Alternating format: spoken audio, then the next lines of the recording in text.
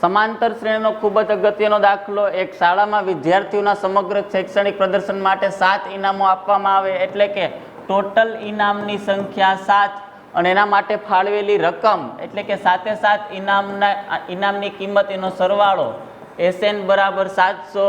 જો પ્રત્યેક ઇનામ આગળના ઇનામથી 20 રૂપિયા ઓછું હોય, એટલે કે ધારો કે સમાંતર શ્રેણીનું પહેલું પદ એ, એના પછી બીજા નંબરનું ઇનામ છે 20 રૂપિયા ઓછું છે, તો A-20, A-40, એનાથી 20 ઓછું એટલે A-40, એનાથી 20 ઓછું A-60, A-80, A-100.